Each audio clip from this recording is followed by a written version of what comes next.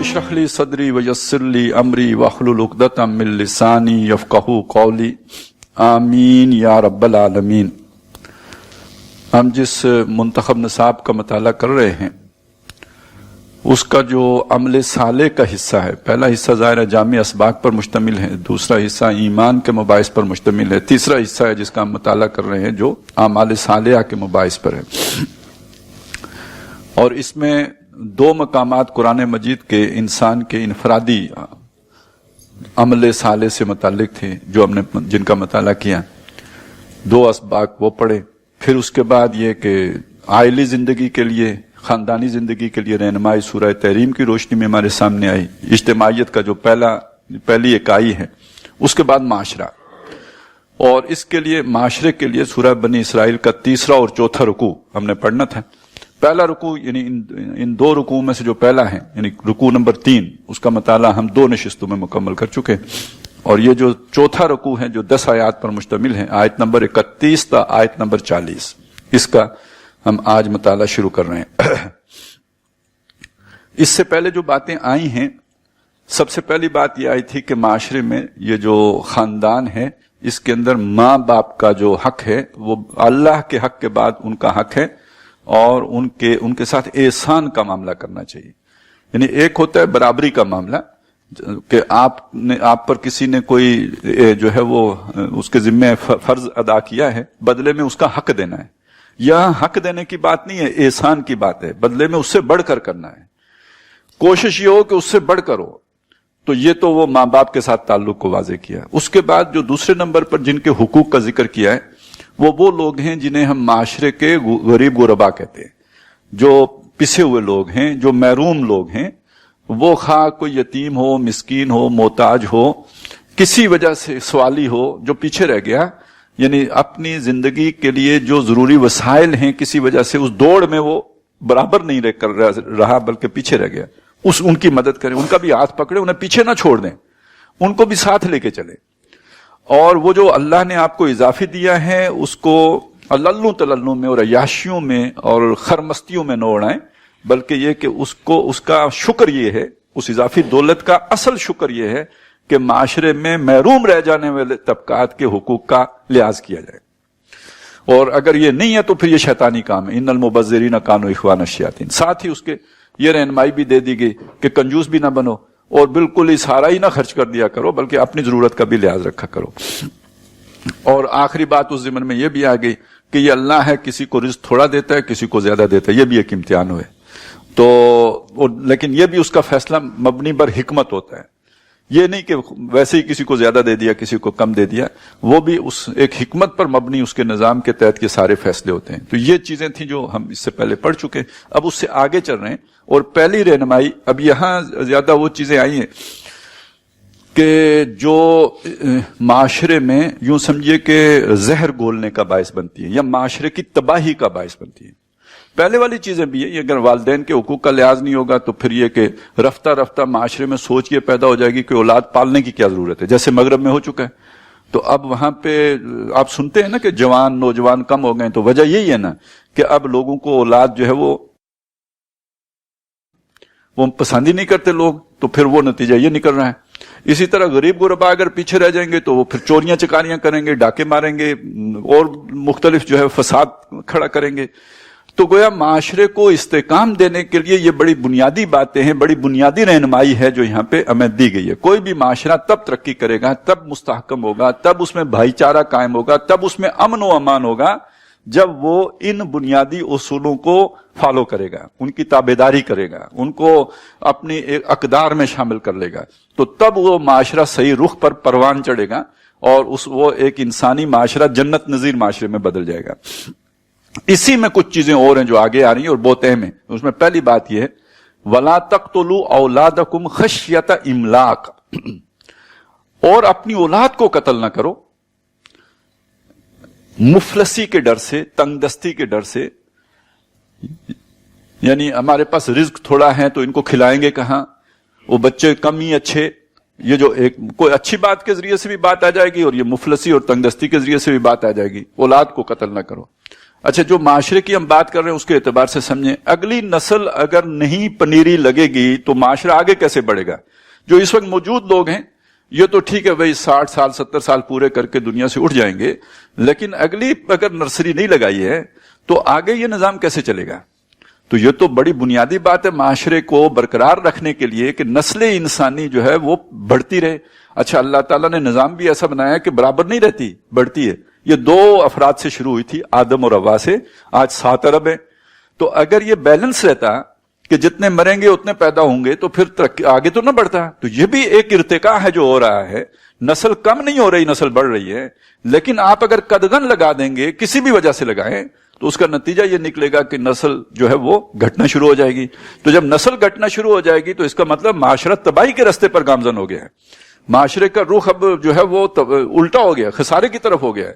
لہذا نسل پروان چڑھانے کی بات ہے، اور وہ اسی طرح ہو سکتا ہے کہ آپ اپنی اولاد کے راستے کی رکاوٹ نہ بنے۔ یہ جملہ ذرا اس کو میں مزید کھولوں گا نہیں، بس آپ اس کو غور فرما لیجئے خود جو بات میں کہہ رہا ہوں۔ اور اس کا تعلق اس بات سے ہے کہ پہلے انسانوں کے لیے یہ ممکن نہیں تھا کہ وہ اولاد کو قتل کرنے کے علاوہ بھی کسی طریقے سے ان کا دنیا میں آنے کا راستہ روک دیں۔ ایک ہی راستہ تھا ان کے پاس، یہ دوسرا جو راستہ تھا وہ بہت مشکل تھا، وہ جو عزل کرتے تھے، وہ یعنی آپ این آخری مرحلے پہ بیوی سے جدا ہو جائیں یا لونڈی سے جدا ہو جائیں، تو اب یہ تو کار دارد ہے، وہ تو کسی عالم دین نے لکھا تھا جو یہ کر سکتا ہے بے شک کر لے، تو وہ تو ایک علیحدہ مسئلہ ہے۔ لیکن اب تو معاملہ یہ ہو گیا ہے ٹیکنالوجی کی ترقی سے کہ بہت آسان ہو گیا کام، اور پھر یہ کہ اس طرح کے فتوے بھی موجود ہیں کہ چلیں جی پہلے 4 مہینے کے اندر اگر ابارشن ہو گئی ہے تو اس کی بھی گنجائش لوگوں نے دے دی ہے۔ تو اب اس طرح کی چیزیں آ گئی ہیں کہ جس کے نتیجے میں اول تو آپ استقرار حمل کا راستہ ہی روک دیتے ہیں، اور نمبر 2 یہ کہ اگر حمل قرار پا بھی جائے تو ایک خاص مدت کے اندر اگر لوگ اس کے اوپر اس کی ابارشن کرا دیں تو وہ بھی ایک ہے۔ تو اصل میں یہ بھی سارے معاشرے کو تباہ کرنے کے طریقے۔ وہاں جب قرآن نازل ہو رہا تھا تو ایک ہی صورت تھی کہ بچہ پیدا ہوا اور اس کے بعد اسے قتل کرے۔ اچھا یہ قتل کرنے کی بھی صرف ایک صورت نہیں تھی، یعنی قتل اور بھی وجوہات سے ہوتے تھے۔ ایک یہ کہ کسی جو ہے نا دیوی یا دیوتا یا کسی بت کے بلی چڑھانا، یعنی اس کی وہ نیاز دینا، اس کے آگے جا کے قربان کرنا، بڑی قربانی ہے نا، جیسے کوئی بچڑا ذبح کریں یا کوئی جو ہے وہ بیل جا کے ذبح کریں، اس کی بجائے اپنا بچہ جا کے ذبح کریں، تو ایک کام تو یہ بھی کرتے تھے۔ اچھا ایک غیرت کے نام پہ بھی قتل کرتے تھے، وہ بڑی معروف بات ہے، وہ بچیاں قتل کرتے تھے۔ اور یہ کہ پھر کسی خاص عورت سے چاہیں کہ بھئی اس سے اولاد نہ ہو، اولاد ہو، مطلب اس سے تو وہ اپنی بیوی بنا کے رکھیں اسے، لیکن اس سے نسل نہ چلے، یہ بھی ان کا ایک بعض جگہوں پہ تھا، تو وہاں پہ بھی وہ اس طرح کی حرکتیں کرتے تھے۔ لیکن یہاں قرآن مجید نے ان میں سے کسی بات کا ذکر نہیں کیا۔ یہاں خشیت املاک، مفلسی، تنگ دستی کے ڈر سے کہ کھلاؤں گا کہاں سے، تھوڑے ہوں گے تو ظاہر ہے ان کے لیے جو ہے وہ خرچہ پورا کرنا آسان ہے، زیادہ ہو جائیں گے تو کیسے خرچہ پورا کروں گا۔ اب یہاں ایک بات اور سمجھ لیجیے، ہمارے زمانے میں آ کے یہ جو فلسفہ بنا ہے بچے 2 ہی اچھے، اس کے پیچھے سوچ کیا کار فرما ہے۔ اس کا یہ مطلب نہیں ہے کہ 2 بچوں سے آپ کو خوشحالی ملتی ہے، یہ مطلب نہیں ہے۔ آپ اگر بات کریں ایسے لوگوں سے جو اس فلسفے کے عامل ہیں تو وہ یہ سمجھاتے ہیں کہ 2 بچوں کے اگر ہوں گے تو آپ کے جو محدود وسائل ہیں، کم وسائل، ان کم وسائل میں آپ 2 بچوں کی ہی کوالٹی تربیت کر سکتے ہیں، انہیں اچھی تعلیم دے سکتے ہیں، کسی اچھے اسکول میں پڑھا سکتے ہیں، اور یہ کہ ان کو ہائر ایجوکیشن تک لے کے جا سکتے ہیں۔ اگر آپ کے 5 6 8 9 بچے ہوئے تو یعنی آپ ان کو اچھی طرح ایجوکیشن نہیں دے سکتے۔ اب کھانا پینا آج کے دور میں مسئلہ نہیں ہے، یا کم از کم 2018 سے پہلے تک تو مسئلہ نہیں تھا، اب اگر بن گیا ہے تو پھر اب بنے گا، ابھی تک تو نہیں ہے مسئلہ۔ لوگ کھا پی تو لیتے ہی ہیں، چلیں سوکھی روکھی نہ بھی صحیح، مطلب وہ روکھی سوکھی تو اب نہیں کوئی کھاتا، سب چپڑی چپڑی کھاتے ہیں جب سے ڈالڈا آیا ہے۔ تو کم از کم یہ والا مسئلہ اب نہیں ہے کہ بھائی کوئی بھوکا مرتا ہے، اگرچہ کہ بعض خبریں اس طرح کی بھی آ جاتی ہیں، لیکن اکثر و بیشتر اب یہ سوچ نہیں ہے کہ بچہ بھوکا مرے گا، سوچ یہ ہے کہ بچے کی اچھی تربیت، اور تربیت سے مراد ایک ایسی تربیت کہ جس کے نتیجے میں وہ کل معاشرے میں کسی اعلیٰ مقام پر، کسی اعلیٰ منصب پر، کسی اعلیٰ عہدے پر، کوئی جو ہے رولنگ ایلیٹ کے اندر وہ شامل ہو سکے۔ اب تربیت کا مطلب یہ ہے، اور ظاہر ہے وہ کرنے کے لیے پھر مخصوص سکولوں میں پڑھے گا، وہ روٹس میں پڑھے گا یا بیکن ہاؤس میں پڑھے گا، یا اور ان کی پھر فیسیں ہیں۔ تو آپ کے 6 بچے ہوں تو آپ تو نہیں افورڈ کر سکتے، ہاں ایک ہو تو کر سکتے ہیں، وہ تو پھر چلیں کوئی زمین بھی بیچ کے کیا جا سکتا ہے۔ تو اب جب ہم کہتے ہیں کہ بچے دو ہی اچھے کا مطلب یعنی وہ اس کا فلسفے کے پیچھے سوچ کیا ہے، تو وہ صرف پیٹ کا مسئلہ نہیں ہے. مطلب یہ ہے کہ آپ اپنے بچے سے جو ہے اگر آپ چاہتے ہیں کہ وہ کسی مقام تک پہنچے تو بجائے 6 ایسے بچے پیدا کرنے کے جنہوں نے کل مزدوری پیدا کرنی ہے، ایک ایسا بچہ پیدا کر لیں جس نے کل CSS کرنا ہے، یا جس نے کل جو ہے وہ کوئی اعلیٰ عہدے پہ جانا ہے، یا کوئی ہائر پوزیشن جو ہے وہ گین کرنی ہے، تو وہ ایک ان 6 پہ بھاری ہے. لہذا بچے دو ہی اچھے. اور وہ بھی اب دو ہی اچھے بھی، ہم نے پرانی کہانی سنا رہا ہوں، ہمارے بچپن کے دور میں یہ جو ہے وہ اب پتہ نہیں دو بھی اچھے ہیں کہ ایک ہی اچھا ہے، یا وہ ایک کی بھی ضرورت نہیں ہے، کیونکہ بہرحال بچہ ایک بھی اور ٹیں ٹیں تو کرتا ہے، اور آپ کو آپ کا سکون، آپ کا آرام، آپ کی جو بھی انجوائمنٹ ہے اس کو ڈسٹرب تو کرتا ہے.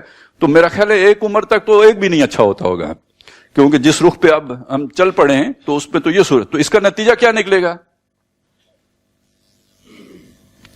نتیجہ یہ نکلے گا یہ جو گروتھ ہے یہ گھٹ جائے گی، نسل انسانی کی جو افزائش ہے اس میں کمی آ جائے گی.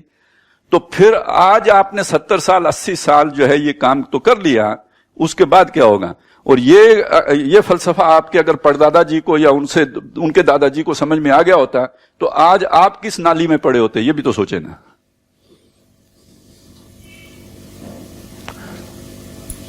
دوسری بات یہ ہے اس ضمن میں کہ یہ کسی کو کیا معلوم کہ بچہ کون سا اچھا. کسی کے 9 بچے ہیں، 10 بچے ہیں، 15 بچے ہیں، 18 بچے ہیں، ماشاءاللہ یہاں پہ اس زمانے میں بھی ایسے ایک ایک بیوی سے 17 بھی ہیں. اب یہ کہاں سے پتا چلے گا یار وہ سب سے آگے نکلنے والا بچہ کون سا ہوگا؟ وہ پہلے نمبر والا ہے یا 18ویں نمبر والا ہے؟ یہ تو نہیں پتا. تو لہذا آج بھی انسان یہ سارے اصل میں مغالطہ آمیز خیالات ہوتے ہیں. ایک شیطان کا ایک طریقہ واردات ہے کہ خوبصورت بات کر کے دھوکہ دینا. بظاہر بات بڑی مزین ہوتی ہے، بڑی پرکشش ہوتی ہے، بہت اٹریکٹیو ہوتی ہے، لیکن اس کے اندر تباہی ہوتی ہے. آدم علیہ السلام کو بھی آ کے اس نے بڑی اٹریکشن دکھائی تھی کہ آپ فرشتہ بن جاؤ گے، یہ دانا کھاؤ گے آپ فرشتہ بن جاؤ گے، اور آپ کو وہ بادشاہی مل جائے گی جو کبھی زوال پذیر نہیں ہوگی. یہ تو نہیں کہا تھا یہ کھاؤ گے تو آپ کو جنت سے زمین پہ پٹکا جائے گا، یہ کہاں کہا تھا؟ یہ کبھی نہیں کہے گا شیطان، یہ کہے گا اس سے اوپر جاؤ گے. تو انہوں نے دانا کھا لیا، پھر جو ہوا فضلہما بغرور، اس نے انہیں جھوٹے دلائل دے کے تو وہ قابو کر لیا. اور یہی پھر وہ آ کے سکھاتا ہے انسانوں کو. وَكَذَلِكَ جَعَلْنَا لِكُلِّ نَبِيٍّ عَدُوًّا شَيَاطِينَ الْجِنِّ وَالْإِنسِ يُوحِي بَعْضُهُمْ إِلَىٰ بَعْضٍ زُخْرُفَ الْقَوْلِ غُرُورًا، کہ وہ شیاطین جن اور شیاطین انس جو ہے وہ اللہ والوں کے، نبیوں کے، ولیوں کے اللہ دشمن بنا دیتا ہے. وہ جو دشمن ہوتے ہیں یعنی جن شیاطین اور انسان شیاطین دونوں دشمن ہیں. یوحی بعضهم الی بعض، وہ ایک دوسرے کی طرف کمیونیکیٹ کرتے ہیں. اور مطلب یہ ہے کہ شیاطین جن انسانوں کے کانوں میں ڈالتے ہیں باتیں، انہیں تقریریں سکھاتے ہیں. ان کے خیال میں جو ہے مضامین غیب سے آتے ہیں غیب سے یا مضامین خیال میں، تو وہ آ کے ان کو پھر سکھاتے ہیں باتیں. کون سی باتیں؟ زخرف القول، قول بات، زخرف سونا، یعنی ملمہ کی ہوئی باتیں، سنہری باتیں، دلکش باتیں، اٹریکٹیو باتیں. یعنی دیکھنے میں سلوگن بہت اچھا ہوگا لیکن حقیقت کیا ہوگی؟ غرورن، دھوکہ، فراڈ، یعنی دیکھنے میں کچھ حقیقت میں کچھ. تو یہ بچے دو ہی اچھے، یہ وہی بات ہے، دیکھنے میں سلوگن بڑا پرکشش اور حقیقت میں تباہی، بربادی، معاشرے کی تباہی. تو اگر آپ معاشرے کا استحکام چاہتے ہیں تو اللہ کے نبی صلی اللہ علیہ وسلم کی بات کو ذہن میں رکھیں. بہترین عورتیں کون ہیں؟ جو زیادہ اولاد والی ہیں. میں آخرت میں لوگوں پر فخر کس بات پر کروں گا؟ اپنی امت کی کثرت پر. تو یہ تو اللہ کی رحمتیں اور نعمتیں ہیں جو اللہ نے اولاد کی شکل میں انسان کو دی ہوئی ہوتی ہیں. تو اب اس کے راستے میں رکاوٹ بن جانا. وَمَن يُبَدِّلْ نِعْمَتَ اللَّهِ مِن بَعْدِ مَا جَاءَتْهُ، جس نے اللہ کی نعمت کو بدل دیا بعد اس کے کہ وہ اس کو ملی ہو، یا اس کا کفران نعمت کیا ہو، تو پھر یہ ہیں کہ جن کو پھر اللہ تعالیٰ سخت تباہی سے دوچار کرتا ہے. تو وہ تباہی ادھر بھی آ جاتی ہے نا، آخرت میں تو جو ہونا ہے سو ہونا ہے، ادھر دنیا میں بھی آ جاتی ہے. تو اس میں اور بھی کہیں 2 بچے رکھے اور ایک ایسی ایج میں پہنچ گئے کہ اب آپ مزید بچے پیدا نہیں کر سکتے، تو اور پتہ چلا کہ ان میں سے 2 بچوں میں سے ایک کا گردے ختم ہو گئے، اب کیا کریں گے؟ اللہ نہ کرے کسی کو کینسر ہو گیا، اللہ نہ کرے کسی حادثے کا دوچار ہو گیا، نسل ختم. اب تو آپ اس ایج میں پہنچ گئے, آگے کچھ بھی نہیں. یود احدکم ان تکون لہ جنۃ, کیا تم میں سے کوئی پسند کرے گا کہ اس کا باغ ہو, اور وہ باغ بھی ایسا ہو کہ اس میں جو ہے وہ جنت من نخیل, وہ جو ہے وہ اس میں کھجوریں بھی ہوں, سب کچھ ہو. لہو فیہا من کل الثمرات, ہر طرح کے اس میں میوے ہوں. وَأَصَابَهُ الْكِبَرُ, اسے بڑھاپا نے آ لیا ہو. وَذُرِّيَّةٌ ضُعَفَاءُ, اولاد ابھی اس کی چھوٹی ہو, اور یہاں ہوئی دو یا وہ بیمار ہو جائیں. تو فَأَصَابَهَا إِعْصَارٌ, اس باغ کو ایک بھگولا آ لگے. فیہا نارٌ, جس میں کہ آگ ہو. فاخترقت, اسے جلا دے. اب یہ خود بوڑھا ہے, نیا باغ لگا نہیں سکتا, اولاد ابھی چھوٹی ہے, باغ دوبارہ بننے کی امید ختم ہو گئی. تو کیا تم میں سے کوئی یہ پسند کرے گا کہ اس کے ساتھ یہ ہو؟ تو یہ تباہی ہے. وَلَا تَقْتُلُوا أَوْلَادَكُمْ خَشْيَةَ إِمْلَاقٍ نَحْنُ نَرْزُقُهُمْ, ہم ان کو رزق دیتے ہیں. وَإِيَّاكُمْ, تم کو بھی دیتے ہیں. رزق کو مادی معنوں میں لیں, ابھی چلیں, تعلیم کو چھوڑیں, روحانی رزق کو چھوڑیں, دینی تعلیم کو چھوڑیں. جس معنی میں ہر بندہ رزق کو لیتا ہے اس معنی میں لے لیتے ہیں. کھانے پینا, زندگی برقرار رکھنے کے لیے جو ضروری چیزیں ہیں وہ ان کے معنی میں لے لیں. سب سے زیادہ ضروری چیز کیا ہے زندگی کو برقرار رکھنے کے لیے؟ آکسیجن. ایسا ہی ہے نا, چند لمحوں میں جس کے بغیر انسان کو جو ختم ہو جائے گا, کون دیتا ہے؟ اور آپ سوچیں, اس کی پوزیشن ممکن ہو, کسی ملٹی نیشنل کمپنی کے پاس اس کے پراپرٹی رائٹس چلے جائیں, تو یہ کس بھاؤ میں ملے گی آپ کو؟ وہ زندگی بچانے والی ادویات کی قیمت کا اندازہ لگائے نا, پھر اسی ریٹ پہ ملے گی آکسیجن بھی. وہ اس اللہ کو دیکھیں, اس نے یہ آپ کو مفت پرووائڈ کر دی. اور پھر ذرا اس انداز میں دیکھیں. اب ہمیں کچھ تھوڑا سا اندازہ ہوتا ہے نا کائنات کتنی وسیع ہے, کبھی وہ آنکھ کھول کے دیکھیں کہ یہ کتنی وسیع و عریض کائنات ہے, مطلب ہمارے تصور ہی سے باہر ہے. وہ جو ہے لائٹ ایئرز بھی خربوں سالوں میں کے فاصلوں پہ باڈیز موجود ہیں, گلیکسیز موجود ہیں, تو کتنی بڑی کائنات. اور ابھی تک معلوم کائنات میں آکسیجن صرف زمین پر ہے. یہ تو بالکل ایسی بات ہے جو بچہ پیدا ہوتا ہے نا, منہ سے وہ نہیں رکھ دیتے, وہ جو ہاسپٹل میں کسی وہ اس شیشے کے اندر, تو انکیوبیٹر میں. تو یہ تو اللہ نے پوری نسل انسانی کو کائنات کے اعتبار سے دیکھیں تو ایک انکیوبیٹر میں رکھا ہوا ہے. اس سے آپ یقین پیدا کریں تو وہ کیوں نہیں آپ کو باقی غذا دے گا؟ صرف ہیلا آپ نے کرنا ہے, تھوڑا سا ہل جل کرنی ہے, باقی سارا یہ کہتے ہیں نا, یہ زمین کو کس نے پھاڑا جس کے اندر سے وہ نکلا ہے. وہ کتنی وہ سوئی جو نکلتی ہے گندم کی یا کسی بھی اناج کی جو فصل ہوتی ہے, وہ اس میں کیا طاقت ہوتی ہے کہ زمین کو پھاڑ کے باہر آ جائے. انا سببنا الماء سبا, ہم نے برسایا یہ پانی, برساؤ کیا اس کا. وشققنا الارض شقا, ہم نے پھاڑی ہے یہ زمین جیسے پھاڑا جاتا ہے. وانبتنا فیہا حبا, پھر اس میں ہم نے دانا اگائے ہیں. تو یہ تو سارا ہمارا اہتمام ہے اور تمہارے لیے ہے, تو پھر کیوں شک پڑتا ہے کہ رزق نہیں ملے گا؟ رہ گئی بات تربیت کی. لیکن یہ بھی تو سوچیں نا, تربیت ہم دے سکتے ہیں کسی کو,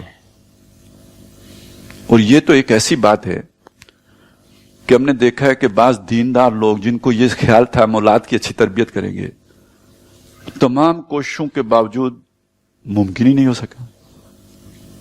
یہ تو اللہ نے اپنے ہاتھ میں رکھا ہے کس کو ہدایت دینی ہے, کس کو نہیں دینی ہے, کس کو کہاں لے جانا ہے, کس کو کہاں پٹکنا ہے. ہم تو تھوڑا کام کر کے باقی دعا ہی کر سکتے ہیں, یہ ہمارے بس میں کہاں ہے. اور کتنے ہیں کہ جنہوں نے اپنے بچوں کو ان اچھے سکولوں میں چھوڑا ہے اور وہاں سے وہ نشئی بن کے نکلے, بد کردار بن کے نکلے, ماں باپ کو گالیاں دینے والے بن کے نکلے ہیں, اور بدتمیز اور بد تہذیب بن کے نکلے ہیں. تو تربیت کوئی کسی کے ہاتھ میں ہے؟ تو جہاں رزق ہمارے ذمے ہے وہاں پہ اچھی طرح سے پروان چڑھانا. فَأَنبَتَهَا نَبَاتًا حَسَنًا, وہ جو حضرت مریم کے بارے میں آیا نا, جب انہوں نے کہا, جو ان کی والدہ نے نظر مانی, اور پھر جب وہ پیدا ہوئیں تو انی وضعتها انثى, تو اس کے بعد جو آتا ہے وقت جب انہوں نے کہا کہ اللہ نے پھر ان کی دعا سن لی. فَأَنبَتَهَا نَبَاتًا حَسَنًا, تو حضرت مریم کو اللہ نے اٹھایا, بہت ہی اچھی طرح اٹھا, یعنی ان کی پرورش, ان کی تربیت تو کس نے کی؟ उनको वो आदाब जिंदगी किसने सिखाए? तो ये तो सारा हमने किया। फअंबतहा नबातन हसना व कफ़लहा ज़करिया, और उसको ज़करिया की कफालत में दिया। तो जहां रिस्क हम देते हैं, तरबियत भी हम करते हैं। ये हम पर तुम छोड़ो, तुम अपना काम करो जो है, जिसमें तुम्हें जिस इम्तिहान में डाले गए हो। तो वला तक़्तुलू औलादकुम खशियत इमलाक नहनु नर्ज़ुकुहुम, उनको भी रिस्क हम देते हैं, व इय्याकुम, तुमको भी देते हैं। इन्ना कत्लहुम काना खितअन कबीरा, बेशक उनको कत्ल करना बहुत बड़ी खता है। और यहां कत्ल करना छोड़ो, रास्ता रोकना कहें, ताकि हमारी समझ के मुताबिक बात हो, आज की समझ के मुताबिक बात करें। सिर्फ कत्ल करना ही, ये भी कत्ल है। वो जैसे होता है ना प्रीएम्प्टिव मेजर्स लेना, तो अब ये पूरी दुनिया में प्रीएम्प्टिव डॉक्ट्राइन की बुनियाद पर जंग मुसल्लत की जाती है, तो अब कत्ल भी तो प्रीएम्प्टिव तरीके से किए जाते हैं ना, हिफ्ज़े मा तकद्दुम के तौर पर रास्ता ही बंद कर देना। तो ये उसी कत्ल ही की एक सूरत है। तो इन्ना कत्लहुम काना खितअन कबीरा, ये बहुत बड़े गुनाह की बात है। अब इसके बाद जो दूसरी चीज को लेके आए हैं, अब देखिए ये माशरती जिन बुराइयों का जिक्र हो रहा है, जब माशरे की बात आएगी तो वालिदैन महरूम तबकात के बाद जिस तीसरे तबके का जिक्र किया गया वो कौन सा है? औलाद। और चौथे नंबर पर अब एक सोशल ईवल लेके आए हैं, वला तक़रबुज़ ज़िना, जिना के करीब न जाओ, इन्नहु काना फाहिशतन, ये बेहयाई की बात है, वसा सबीला, और बुरा रास्ता है। इतनी बात की। कत्ल को इसके बाद लेके आए, कत्ले नाहक, जो कहते हैं एक आदमी को कत्ल करना सारी इंसानियत को कत्ल करने के मुतरादिफ है, वो जिना के बाद आ रहा है, कत्ले औलाद के बाद आ रहा है। तो इसका मतलब है ये उससे भी बड़े जराइम है जिनका जिक्र पहले हो रहा है। तरतीब क्या है? सबसे पहले अल्लाह का हक बयान किया, फिर वालिदैन का हक बयान किया, फिर महरूम लोगों का हक बयान किया, उसके बाद औलाद का हक बयान किया कि उनको जिंदा रहने का हक है, वो उनका हक न छीनो, फिर जिना का जिक्र किया, इसके बाद किसी चलते फिरते आदमी को कत्ल करने का जिक्र किया। तो इस तरतीब को ज़हन में रखें। ये इस अंदाज में बात आगे आ रही है, तो इसमें अंदाजा लगाएं कि जिना को इतना बड़ा जुर्म कहा गया है, और जिसे आज एक मुस्बत कदर के तौर पर हमें समझाया जा रहा है। उसके लिए फिर देखिए कितने अच्छे अच्छे स्लोगन हैं। वही ज़ुख़रुफ़ल क़ौल गुरूरा, आजादी। आजादी कोई बुरा लफ्ज तो नहीं है, अच्छा लफ्ज है। रोशन ख्याली, मेरा जिस्म मेरी मर्जी, और भी बहुत कुछ है, बस कोई कहने वाला है कोई नहीं कहने वाला, लेकिन यह कि आप समझ तो गए ना, ये सारे फलसफे जो आ रहे हैं बड़े अच्छे अंदाज में आ रहे हैं, लेकिन यह कि इनका नतीजा क्या है? बेहयाई। और उसे कहा गया ये बुरा रास्ता है। अब वो समझ लीजिए बुरा रास्ता क्या हो। ये जो अल्लाह ताला ने नस्ल इंसानी के अंदर बरकत रखी है, ये बरकत निकाह के साथ है। या अय्युहन्नासुत्तकू रब्बकुमुल्लज़ी खलक़कुम मिन नफ्सिन वाहिदतिन व खलक़ मिनहा ज़ौजहा व बस्सा मिनहुमा रिजालन कसीरन व निसा। ऐ लोगो उस रब का तकवा इख्तियार करो जिसने तुम्हें एक जान से पैदा किया, फिर उसी की नौ से उसका जोड़ा बनाया, फिर उन दोनों से कसीर तादाद में जमीन पर मर्दों और औरतों को बखेर दिया। तो उन दोनों का अल्लाह ताला ने जो आपस में जो कॉन्ट्रैक्ट था, ये अवानू वाला नहीं था कि वो अपना एक जिनसी ताल्लुक कायम कर लें और बच्चे पैदा कर लें, नहीं, बल्कि ये कि वो बच्चों की खातिर एक पहले सोशल कॉन्ट्रैक्ट है जिसमें अल्लाह ने बांधा है, जिम्मेदारियां हैं उस कॉन्ट्रैक्ट के नतीजे में दोनों की। दो अफराद हैं, मियां और बीवी हैं, या मर्द और औरत हैं, या नर और मादा हैं। बाकी जितने भी अवानात हैं उनके अंदर ये इसके लिए कोई सोशल कॉन्ट्रैक्ट नहीं होता कि जो उन्हें साइन करके तो ये फेल करना हो। इंसानों को जो इवॉल्व्ड एनिमल है उसके लिए अल्लाह ने ये सोशल कॉन्ट्रैक्ट रखा है कि पहले अपने हुकूक व फराइज तय करो, तुम्हें क्या करना है और तुम्हें क्या करना है। ये सिर्फ मैज जो है ये मस्ती निकालने के लिए नहीं होगा। तो वो अपनी अपनी जिम्मेदारी, अपना अपना फील्ड है। एक आदमी, एक फर्द के जिम्मे एक काम है, दूसरे फर्द के जिम्मे दूसरा काम है। ये एक गाड़ी के दो पहिए हैं लेकिन काम अपना अपना है, और एक दूसरे को सपोर्ट भी करेंगे और एक दूसरे को फुलफिल भी करेंगे, दूसरे की कमियों को दूर करेंगे। इसीलिए कहा ना लिबास है तुम्हारे लिए, निसाओकुम, जहां पे ये कहा हुन्ना लिबासुल्लकुम व अंतुम लिबासुल्लहुन, वो तुम्हारे लिए बमंज़िला लिबास हैं, तुम्हारी कमियों का या तुम्हारे ऐबों को ढांपने वाली, और तुम उनके लिए बमंज़िला लिबास के हो। کہ تم ان کی جو ہے وہ جو کمیاں کوتاہیاں ہیں ان کو جو ہے چھپانے والے ہو. تو دونوں مل کر ایک جو کمی ہے اس کا ازالہ کرنے والے ہو. اب مرد تو بچہ نہیں پیدا کر سکتا، تو جیسے مرد بچہ نہیں پیدا کر سکتا ایسے ہی عورت کی یہ ذمہ داری نہیں ہے کہ وہ کما کے لائے. اب پھر ایک اچھا بڑا خوبصورت نعرہ آیا، وہی آزادی کے لیے ضروری ہے کہ ارننگ ہینڈ ہو، آزادی کے لیے ضروری ہے کہ عورت کسی کے جو ہے وہ ڈپینڈ نہ کرتی ہو. تو پھر اس کے لیے ضروری ہے کہ وہ آئے، کمائے، دفتروں میں آئے، اور اس کا نتیجہ کیا نکلے گا؟ جو اس کی اصل وظیفہ تھا یا ذمہ داری تھی. دیکھیے مسئلہ یہ نہیں ہے کہ بچوں کو جو ہے وہ ان کی جو ہے وہ غلاظتیں صاف کرنا یا یہ مسئلہ نہیں ہے. مسئلہ یہ ہے کہ بچے کو جو ابھی چھوٹا سا ہے، جسے آپ پہلی عمر میں انکیوبیٹر میں رکھتے ہیں، اسے ایک مستقل دور تک کے لیے پیار چاہیے، محبت چاہیے، اسے ایک خاص طرح سے جسے کہنا چاہیے کہ اسی طرح کی انکیوبیٹر والی زندگی چاہیے. اگر وہ محبت، وہ رحمت، وہ رافت، وہ رحمت اسے اس عمر میں میسر نہیں آتی تو وہ ایک کرپٹ پرسنالٹی بنے گا. اور دنیا کی کوئی یونیورسٹی پی ایچ ڈی رحمت میں نہیں کرا سکتی کہ آدمی کے اندر رحم پیدا ہو جائے. کوئی یونیورسٹی نہیں کرے. کسی ڈگری سے آپ کو یہ بنیادی انسانی تعلیمات نہیں مل سکتی. ایثار، ہمدردی، بھائی چارہ، یہ کہیں سے ایجوکیٹ نہیں ہو سکتا. یہ ماں کی گود سے ہوتا ہے جی. یہ ماں کا بیہیویئر ہے کہ جس سے بچہ لرن کرتا ہے. اور اس عمر میں یعنی یہ پہلے 7 سال 10 سال کتنے اہم ہیں کہ اس کے ساتھ نرمی اور ہمدردی کا معاملہ کیا جائے. کہ نماز جیسی اہم شے بھی اللہ کے نبی صلی اللہ علیہ وسلم نے نہیں کہا کہ اسے 7 سال سے پہلے سکھاؤ. 7 سال کی عمر میں پہنچے تو اسے نماز، اب بوجھ ڈالو اس کے ذہن پر، اس سے پہلے اس کے ذہن کو آزاد ہونا چاہیے. اور سختی کرنے کا حکم 10 سال کی عمر کے بعد ہے. ذرا اس ظلم کا بھی تو اندازہ لگائیں نا. آپ 2.5 سال والے کو جا کے کسی اور کے ہاتھوں میں دے کے آ جاتے ہیں بہتر مستقبل کی خاطر. جی ہاں، جو بھی ہوتا ہے نا، وہ کتنی کیئر ہو سکتی ہے؟ ماں جیسی کیئر ہو سکتی ہے کہیں؟ یہی تو سمجھانے کی کوشش کرو. اور یہ کیوں کرنا پڑتا ہے؟ کہ اس کی اپنی ماں کہیں جاب کر رہی ہے، تو وہ جتنا کما کے لائے گی جو اس نے لوز کیا اس کے برابر ہو سکتا ہے. پہلی بات ربر دو. ذرا اس وہی بات خوبصورت اندر کتنی قریب بات ہے کہ جو خاتون یہ کہتی ہے میں اپنے خاوند کی باتیں نہیں سن سکتی، میں کما کے لاؤں گی، وہ اپنے باس کی سنتی ہے یا نہیں سنتی؟ سننی پڑتی ہے نا.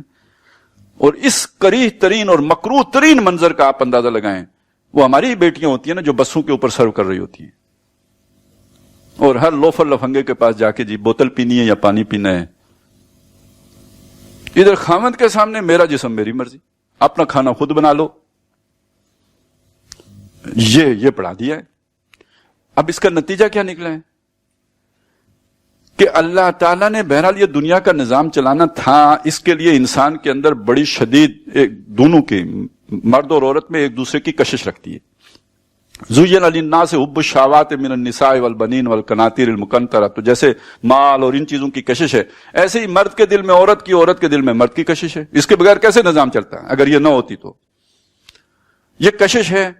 اب اگر سیگریگیشن آف سیکسز نہیں ہوتی اور یہ کہ جسے ہم کہتے ہیں پردے کے احکامات اور محرم اور غیر محرم کی تمیز نہیں ہوتی، تو پھر کہیں نہ کہیں جہاں اختلاط ہوگا، میل جول عام ہوگا، قربتیں ہوں گی، وہاں خرابی پیدا ہو جائے گی. جس چیز سے روکا گیا وہ چیز ہو جائے گی.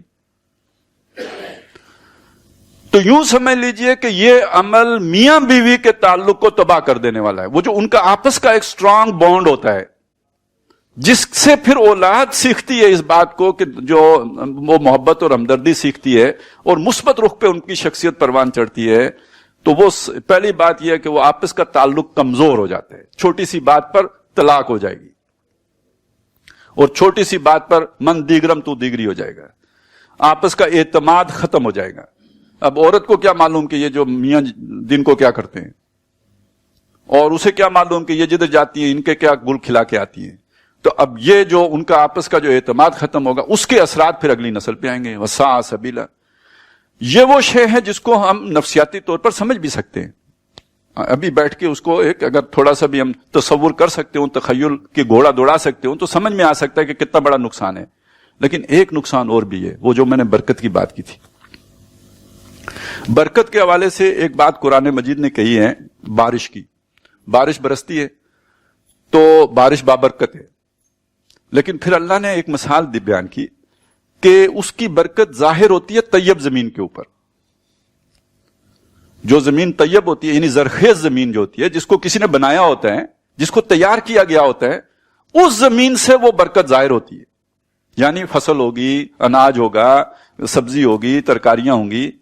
لیکن وہ زمین جو خبیث ہے، الفاظ ہیں قرآن مجید، وہ زمین جو خبیث ہے اس پر بارش کوئی اثر نہیں کرتی. بارش دونوں جگہوں پہ برسی ہے، ایک جگہ اس کی برکت ظاہر ہوئی، دوسری جگہ اس کی برکت ظاہر نہیں ہوئی. اسی طرح سمجھ لیجئے کہ مرد اور عورت کے حوالے سے بھی اللہ تعالیٰ نے عورتوں کو کھیتیاں قرار دیا. نساؤکم حرث لکم، عورتیں تمہاری کھیتیاں ہیں. اب یہ عمل جو ہے، یہ اس کو بابرکت کرنے والی شے نکاح ہے. نکاح ہوگا تو برکت ہے، اور برکت کا مطلب کیا ہے؟ آپ کی اولاد بابرکت ہوگی. برکت کا مطلب کیا ہے؟ اب برکت کا مطلب یہ باصلاحیت ہوگی. آپ کی نسل کے اندر اللہ تعالیٰ جو ہے وہ برکتیں پیدا فرما دے گا. برکات منا، حضرت نوح علیہ السلام کو یہ دعا اللہ نے دی ہے، یہ ان کو یعنی خوشخبری سنائی ہے کہ یہ جو آپ کے ساتھ آپ کی نسلیں ہیں، ان کو اللہ برکتیں عطا کرے گا. اس کے مقابلے میں وہ اولاد جو ایک خبیث عمل کے نتیجے میں وجود میں آئے گی، اس میں خباستیں نہیں آئیں گی. فساد کو پیدا کرے گا یا فساد سے خیر برآمد ہوگا؟ تو ایک خبیث عمل کا نتیجہ خبیث نکلے گا. یہ خبیث عمل ہی ہے نا جس سے وہ پھر خبیثات اور خبیثین جنم لیتے ہیں، اور پھر وہ ایک دوسرے ہی کی طرف جو ان کا میلان بھی ہوتا ہے. الخبیثات للخبیثین والخبیثون للخبیثات والطیبات للطیبین والطیبون للطیبات. یہ ایک نئی پولرائزیشن معاشرے میں ہو جاتی ہے. اولاد ساری آدم علیہ السلامی کی ہے، دیکھنے میں سارے انسانی ہیں، ایک خبیث عمل کا نتیجہ ہے اور ایک طیب عمل کا نتیجہ ہے. دونوں کی عادتیں ایک جیسی نہیں ہو سکتی. ایک میں خباثت رچی بسی ہوگی اور دوسرے میں طیب ہونا رچا بسا ہوگا. تو یہ دنیا میں جن لوگ جو فساد پیدا کرتے ہیں اور بڑا بڑا فساد پیدا کرتے ہیں، یہ فرعون جیسے لوگ، یہ نمرود جیسے لوگ جو آج بھی دنیا میں ان سے بھی بڑھ کر ہیں. اتنا فرعون نہیں تھا جتنے آج کے فرعون ہیں. ان کو بھی اگر آپ ٹریس کریں، آج کل وہ جیسے منی ٹریل کو ٹریس کرتے ہیں، تو اگر آپ ان کی نسل میں ٹریس کریں تو پھر آپ کو پتہ چلے گا کہ کوئی مطلب یہ روشن خیالی کوٹ کوٹ کر بھری ہوئی ہے نسل میں پیچھے تک. تو پھر ان سے فساد ہی پھیلے گا معاشرے میں. تو یہ ساء سبیلا جو کہا، برا رستہ ہے، یعنی ایک ایسا رستہ جو آپ کو غلط منزل تک پہنچائے. تو پھر نسل تو نسل ہی ہوگی، دیکھنے میں انسان ہی ہوں گے، انسانیت سے آری اور شیطنت سے بھرے ہوئے. اور یہ جو بات میں نے نتیجہ کہہ کے آپ کے سامنے رکھا ہے، اس کا جو مخالف کوئی دلیل یہ بھی ہو سکتی ہے نا، اس میں بچے کا کیا قصور؟ بھائی بچے کے قصور کی بات نہیں ہے، اس عمل کا قصور ہی ایسا ہے کہ اس سے خیر برآمد نہیں ہو سکتا، اس سے برکت برآمد نہیں ہو سکتی، اس سے شر ہی برآمد ہوگا. اور یہ مضمون بعض احادیث میں بھی آیا ہے. اور اسی سورہ مبارکہ میں آگے جب شیطان کا ذکر آیا ہے کہ جب اللہ تعالیٰ نے آدم علیہ السلام کو بنایا اور سارے فرشتوں کو حکم دیا کہ سجدہ کرو اس کو، وَإِذْ قُلْنَا لِلْمَلَائِكَةِ اسْجُدُوا لِآدَمَ فَسَجَدُوا إِلَّا ابلیس نے نہیں کیا. قَالَ أَسْجُدُ لِمَنْ خَلَقْتَ طِينًا، اس نے کہا کیا میں سجدہ کروں اس کو جس کو تو نے مٹی سے بنایا، گارے سے، یعنی میں آگ سے بناؤں، یہ اس کو کیوں سجدہ کروں؟ ساتھ ہی اللہ کو چیلنج کیا. قَالَ أَرَأَيْتَكَ هَذَا الَّذِي، اینو ویکھ، یہ جو تو نے بنایا نا اس کو دیکھ. لَئِنْ أَخَّرْتَنِي إِلَىٰ يَوْمِ الْقِيَامَةِ، اگر تو مجھے قیامت تک موقع دے دے، مؤخر کر دے، ڈھیل دے دے، کھل کھیلنے کا موقع دے دے، لَأَخْتَنِكَنَّ ذُرِّيَّتَهُ إِلَّا قَلِيلًا، میں اس کی ساری اولاد کو نتھ ڈال دوں گا سوائے تھوڑے سے کے. اس پر اللہ نے فرمایا قَالَ اذْهَبْ، اللہ نے فرمایا جا، یعنی جو تو نے مانگا تجھے دے دیا. فمن تبعک منہم، ان میں سے جو بھی تیری تابعداری کرے گا، تیرے بتائے ہوئے رستے پر چلے گا، میرے رستے کو چھوڑ کر تیرے بتائے ہوئے رستے پر چلے گا، فإن جہنم جزاؤکم جزاء موفورا، تو پھر ان سب کا ٹھکانہ دوزخ ہے، وافر ٹھکانہ، یعنی وہ کم نہیں پڑے گی، وہ ان کے اس جرم کے نتیجے میں انہیں پوری ہو جائے گی، وافر ہو جائے گی۔ وَاسْتَفْزِزْ مَنِ اسْتَطَعْتَ مِنْهُمْ بِصَوْتِكَ وَأَجْلِبْ عَلَيْهِمْ بِخَيْلِكَ وَرَجْلِكَ وَشَارِكْهُمْ فِي الْأَمْوَالِ وَالْأَوْلَادِ وَعِدْهُمْ وَمَا يَعِدُهُمُ الشَّيْطَانُ إِلَّا غُرُورًا۔ تو جا، اور یہاں اللہ نے بیان کیا کہ اللہ نے اسے کیا کیا چھوٹیں دی ہے، کیا کیا اختیار دیے۔ ان کو اپنی آواز سے بھی تباہ کر، انہیں ورگلا اپنی آواز سے، خوبصورت آواز، گلوکار۔ تو وہ گلے میں کوئی بولتا ہے، وہ کچھ گلوکار تھے جن کے بارے میں تھا جی بھگوان بولتے ہیں، تو یہ قرآن تو کسی اور بھگوان کا ذکر کر رہا ہے جو بولتا ہے ان کے گلے میں۔ وَاسْتَفْزِزْ مَنِ اسْتَطَعْتَ مِنْهُمْ بِصَوْتِكَ وَأَجْلِبْ عَلَيْهِمْ بِخَيْلِكَ، ان پر چڑھا کے لیا، حملہ آور ہو جائے ان کے اوپر، اپنے پیادوں کے ذریعے سے بھی، ورجل، اپنے سواروں کے ذریعے سے بھی جو کسی پر سوار ہو کے آئے، جنات والے، ورجل کا، جو پیادے ہیں ان کے ذریعے سے بھی ان پر حملہ کر لے، انسان جو آ جائے مقابلے میں۔ وَشَارِكْهُمْ فِي الْأَمْوَالِ، ان کے مالوں میں بھی شریک ہو جا۔ اچھا، مال میں کون سے مال میں شیطان شریک ہوتا ہے؟ حرام کی سے جو کمایا ہو نا۔ ایک بکری ہے، میں لے کے آیا ہوں، محنت کے پیسہ تھا، اس سے میں نے خریدی ہے، تو وہ حلال کی ہو گئی، اس میں اللہ برکت پیدا کریں گے۔ بکری وہی ہے لیکن میں حرام کے پیسے سے لے کے آیا ہوں، یا میں وہ بکری چوری کر کے لے آیا ہوں، حرام ذریعے سے لے کے آیا ہوں، اب بھی برکت ہوگی۔ اب اس میں کس کی شرکت ہے؟ شیطان کی شرکت ہے۔ وَشَارِكْهُمْ فِي الْأَمْوَالِ، ان کے مالوں میں بھی شرکت کر۔ اس کی میں نے تشریح اس لیے کی کہ اب اسی کو اپلائی کیجئے، آگے بھی لفظ ہے وَالْأَوْلَادِ، ان کی اولادوں میں بھی شرکت کر۔ ایک اولاد ہے جو حلال طریقے سے پیدا ہوئی ہے، اور ایک اولاد ہے جو حرام طریقے سے پیدا ہوئی ہے۔ تو جیسے بکری میں حرام والی میں برکت نہیں ہوگی، ایسے ہی اس حرام والی اولاد میں بھی برکت نہیں ہوگی۔ تو یہ ساء سبیلا ہے، یہ برا رستہ ہے۔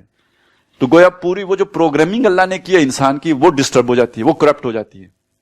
اس لیے اس سے بھی بچو۔ تو پہلی بات اولاد کا قتل کرنا، معاشرے کو بچانا ہے نا، معاشرے کو اچھے رخ پر آگے لے کے جانا ہے، تو اس کا استحکام مطلوب ہے، اس میں سے فساد ختم کرنا ہے، اس میں امن ہو۔ تو ایسے لوگ مت پیدا کرو جو بدامنی کا موجب بنے کل۔ تو نمبر ایک، اولاد کو قتل نہ کرو، اور نمبر دو، اولاد کو غلط رستے سے پیدا نہ کرو۔ اس لیے زنا سے روکا۔ اچھا، صرف زنا سے نہیں روکا بلکہ یہ فرمایا اس کے قریب بھی نہ جاؤ۔ قریب نہ جانے کا مطلب کیا ہے؟ قریب جاؤ گے تو ہو جائے گا۔ وہی جو بات میں نے آپ سے کی تھی کہ مرد اور عورت اگر نزدیک آئیں گے تو پھر خطرہ ہر وقت موجود رہے گا، ارادہ ہو یا نہ ہو۔ اور یہی شیطان چاہتا ہے، ڈیزائن ایسا کرنا چاہتا ہے معاشرے کا کہ جس میں اختلاط مرد و زن ہو، باقی کام خود بخود ہوگا۔ شیطان آخرت میں بھی یہ کہے گا میں نے تو کچھ بھی نہیں کیا، میں نے تو بس آپ کو ایک بات کی طرف اشارہ کیا، باقی آپ نے خود کیا۔ وہ بات مشہور ہے نا کہ کوئی ایک بندہ قتل ہو گیا تو کسی نے کہا شیطان سے کہ تو نے کتنا بڑا ظلم کیا، بندہ قتل کرا دیا۔ اس نے کہا میں نے تو نہیں قتل کرایا، میں نے تو صرف شیرہ لگایا تھا۔ وہ پوری واقعہ یاد ہے نا، وہ شیرے پہ آئی، اس مکھی کو کھانے آئی چھپکلی کے اوپر حملہ آور ہوئی بلی پر حملہ کر دیا۔ وہ جو گاہک آیا ہوا تھا اس کے کتے نے دونوں گرے جو ہے نا حلوائی کے اس کڑائی میں جس میں شیرہ تھا، اس پہ لڑائی ہوئی کتے والے اور حلوائی کی، اور ایک قتل ہو گیا۔ تو اس نے کہا میں نے تو صرف شیرہ لگایا تھا، بالکل میں نے تو زنا نہیں کروایا، میں نے تو صرف آزادی دلائی تھی، باقی کام تو خود بخود ہوگا۔ لہذا مت قریب جاؤ، یعنی آپ جو اللہ نے پردے کے احکامات دیے ہیں ان کی پابندی کرو، جو اللہ نے محرم اور غیر محرم کی تمیز سکھائی ہے اس کا خیال رکھو۔ اور یہ جو زیادہ تر تباہی آتی ہے اس معاملے میں، یہ وہیں پہ آتی ہے جہاں قربت کا امکان ہوگا، یعنی وہ رشتے جو قریب ہوتے ہیں لیکن اللہ نے ان کو محترم قرار نہیں دیا، کزن ہیں، یا یہ کہ وہ جو دیور ہیں، یا جو اس طرح کے رشتے ہیں کہ جن میں جو پردہ فرض ہے ہم نہیں کرتے، اور وہیں سے نقصان اٹھاتے ہیں، وہیں سے تباہی آتی ہے۔ تو ولا تقربوا الزنا، زنا کے قریب نہ جاؤ، انہ فاحشہ، یہ بہت بے حیائی کی بات ہے، وساء سبیلا، اور برا رستہ ہے۔ اس کے بعد آیا ولا تقتلوا النفس التي حرم اللہ الا بالحق، اور مت قتل کرو کسی جان کو جس کو اللہ نے حرمت عطا کی ہے، احترام دیا ہے، یعنی ہر شخص کو زندہ رہنے کا اللہ نے حق دیا ہے۔ اس کی جو بھی موت کا وقت اللہ نے مقرر کیا ہے، اس کے اندر اس اللہ کے نے جو اس کو اختیار دیا ہے یا حق دیا ہے، اس کا وہ حق تم سلب نہ کرو، اسے قتل نہ کرو۔ اس کو کسی کی جان لینا بہت بڑا جو ہے وہ جرم ہے۔ یہ سورہ مکی ہے، اور مدنی صورت جو ہے سورہ مائدہ، اس میں اس کی تفصیل آئی ہے کہ جس کسی نے کسی مومن کو جان بوجھ کر قتل کر دیا تو اس کا ٹھکانہ دوزخ ہے، اس پر اللہ کی لعنت ہے، اور کوئی 4 سزائیں ہیں جس کا اس کے لیے ذکر آیا ہے۔ ایک آدمی کو قتل عمد، جان بوجھ کر قتل کرنے کی یہ سزا ہے، اور یعنی یہ بہت بڑا جرم ہے جو، لیکن اس جرم کو بھی اگر آپ سمجھیں تو اس سے پہلے جس جرم کا بیان کیا گیا وہ کتنا سخت ہوگا۔ تو فرمایا کہ جو قتل نہ کرو کسی جان کو جس کو اللہ نے محترم ٹھہرایا ہے، جس کو اللہ نے قابل احترام قرار دیا ہے، الا بالحق، سوائے اس کے کہ کوئی حق ایسا ہو کہ جس کے بدلے میں اس کا قتل کرنا لازمی ہو جائے۔ وہ کون سا حق ہو سکتا ہے؟ اس نے کسی کو قتل کیا تو اب بدلے میں قصاصاً اسے قتل کیا جائے گا، یہ حق ہے، کیونکہ وہ قاتل ہے تو وہ جو کیس اگر ثابت ہو جاتا ہے تو جو قاتل ہے وہ قصاص میں قتل کیا جائے گا، نمبر 1۔ نمبر 2 یہ ہے کہ اگر وہ شادی شدہ ہے اور اس نے وہ پہلے والے کام کا ارتکاب کیا، زنا کیا ہے، تو اسے خاص طریقے سے قتل کیا جائے گا، جو حدیث میں جس کا ذکر موجود ہے، سنت سے ثابت ہے۔ تیسرا یہ ہے کہ یہ جو ہے نا اس نے ارتداد کر دیا، یعنی مسلمان تھا کافر ہو گیا ہے، تو اس کی بھی جو ہے وہ قرآن مجید سے بھی ثابت ہے۔ حضرت موسیٰ علیہ السلام کی جس قوم نے بچڑے کی عبادت کی تھی تو موسیٰ علیہ السلام نے ان سب کے قتل کرنے کا حکم دیا تھا، گویا تورات میں یہ حکم تھا تو حضرت موسیٰ علیہ السلام نے دیا، اور قرآن مجید میں اگر اس حکم کی منسوخی کا ذکر نہیں آیا تو وہ کنٹینیو کرے گا۔ اللہ کا حکم تھا، چل رہا تھا تو وہ چلے گا، آئندہ بھی چلے گا، اگر اللہ نے اسے منسوخ نہیں کیا تو نہیں کیا۔ تو گویا قرآن میں ارتداد کا ذکر نہ ہونا یہ ثبوت ہے اس بات کا کہ جو سزا حضرت موسیٰ علیہ السلام نے جاری کی تھی اپنی قوم کے مرتدین پر، وہ آج محمد الرسول اللہ بھی جاری کریں گے اور ان کے امتی بھی جاری کریں گے۔ اور چوتھا جو حربی کافر ہے، یعنی جو جنگ میں سامنے آگے، اب ظاہر ہے وہ اس سے نہیں غرض کہ وہ جو ہے وہ معصوم ہے یا کیا ہے، اب جنگ میں آمنا سامنا ہوگا تو مارا جائے گا۔ یہ 4 صورتیں ہیں کسی کو قتل کرنے کی، اس کے علاوہ یعنی حق صورتیں، اس کے علاوہ ہر جان محترم ہے، اسے قتل نہیں کیا جائے گا۔ وَلَا تَقْتُلُوا النَّفْسَ الَّتِي حَرَّمَ اللَّهُ إِلَّا بِالْحَقِّ، کیونکہ جہاں جس معاشرے میں یہ امن و امان ختم ہو جائے، جان کی جو ہے وہ یہ ارزاں ہو جائے جان لینا، تو وہ معاشرہ بھی سروائیو نہیں کر سکتا، وہ بھی تباہ ہو جاتا ہے، وہ بھی برباد ہو جاتا ہے۔ یہ جو آپس کا قتل و قتال ہے یہ اوس و خزرج میں تھا، تو قرآن مجید میں سورہ آل عمران میں ان کا ذکر ہے کہ وَاذْكُرُوا نِعْمَتَ اللَّهِ عَلَيْكُمْ إِذْ كُنْتُمْ أَعْدَاءً فَأَلَّفَ بَيْنَ قُلُوبِكُمْ فَأَصْبَحْتُمْ بِنِعْمَتِهِ إِخْوَانًا وَكُنْتُمْ عَلَى شَفَا حُفْرَةٍ مِّنَ النَّارِ، تم آگ کے گڑھے کے قریب پہنچ گئے، یعنی دنیا کے اعتبار سے بھی تباہی کے قریب آ گئے تھے، تمہاری نسل مٹنے کو آ گئی تھی، فَأَنْقَذَكُم مِّنْهَا، تو اللہ نے تمہیں اس سے بچا لیا، تم میں اتحاد و اتفاق ہو گیا۔ تو یہ قتل و قتال جو ہے یہ بھی معاشرے کی تباہی کا ذریعہ بن جاتا ہے۔ آگے وضاحت کی گئی ہے کہ اگر کوئی کسی کو قتل کر دے تو کیا ہوگا۔ وَمَنْ قُتِلَ مَظْلُومًا، اور جو کوئی قتل کر دیا جائے مظلومن، یعنی ایک تو وہ حق صورت تھی کسی کے قتل ہونے کی، اس کے بغیر ہی کسی نے کسی کو غصے میں آ کے قتل کر دیا، اور یہ کہ کسی رد عمل میں کسی کا جو ہے وہ سر تن سے جدا کر دیا یا گولی مار دی، تو وہ مظلومن مارا گیا۔ تو جو شخص مظلومن مارا گیا ہو، فقد جعلنا لولیہ سلطانا، تو ہم نے اس کے ولی کو، یعنی اس کا جو مقتول ہے اس کے ولی کو ہم نے اختیار دیا، سلطان دی یعنی اس کو اختیار دیا ہے، کس چیز کا؟ بدلہ لینے کا۔ اب اس کا اختیار ہے چاہے قصاصاً اس کو قتل کرے، چاہے اس سے خون بہا لے، دیت جسے ہم کہتے ہیں، اور چاہے تو اسے بالکل ویسے ہی معاف کر دے۔ یہ اختیار اس کے ولی کے پاس ہے۔ یہ بڑی خاص بات ہے، ہمارے ملک میں یہ اختیار کس کے پاس ہے؟ ولی کے پاس بھی ہے اور کسی اور کے پاس بھی ہے، صدر مملکت کے پاس بھی ہے۔ قرآن مجید نے یہ اختیار صدر مملکت صاحب کو نہیں دیا ہے، اور ویسے بھی اگر قرآن نے دیا بھی ہو تو جس طرح کے صدر مملکت ہمیں دستیاب ہوتے ہیں ان طرح کے صدر مملکت کو یہ اختیار نہیں دیا جا سکتا۔ وہ ایک ہے نا مسئلہ طلاق کے مسائل میں کہ حضرت ابو بکر صدیق رضی اللہ تعالیٰ عنہ نے اپنے بیٹے سے کہا تھا کہ بیوی کو طلاق دے دو، تو باپ کے کہنے پہ انہیں دینی پڑ گئی۔ تو اس سے لوگوں نے اخذ کیا ہے کہ باپ کے کہنے پہ بیٹا پابند ہے کہ بیوی کو طلاق دے دے۔ تو ایک جگہ پہ مولانا طارق جمیل صاحب بتا رہے تھے آج کے ماں باپ کے کہنے پہ نہیں کرنا، وہ ابو بکر صدیق تھے، انہیں دین کی سمجھ تھی، انہوں نے اگر وہ طلاق دینے کا کہا تھا تو دین کے نقصان کی وجہ سے کہا تھا۔ آج تو مسئلے مسائل ہی اور ہوتے ہیں۔ تو اسی پر قیاس کرتے ہوئے سمجھ لیجئے کہ اگر اللہ تعالیٰ نے صدر مملکت کو یہ اختیار دیا بھی ہوتا تو جو صدر مملکت ہمارے حصے میں آتے ہیں ان کو یہ اختیار نہیں دیا جا سکتا. تو اللہ نے دیا ہی نہیں.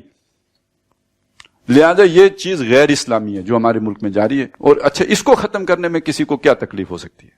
اصل میں وہ مسئلہ کیا ہوتا ہے اس کے پیچھے؟ اس کے پیچھے ایک سوچ ہے.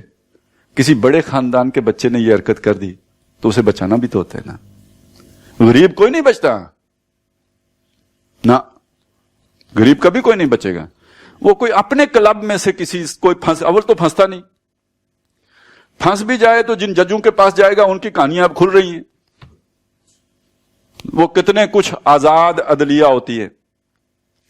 لیکن یہ کہ اگر کہیں کوئی سر پھرا کوئی وہاں پہ بیٹھا ہو اور وہ سولی ٹنگنے کا حکم جاری کر دے, پھر بھی اوپر صدر مملکت کے پاس گنجائش ہونی چاہیے. تو وہ رکھا ہوا ہے.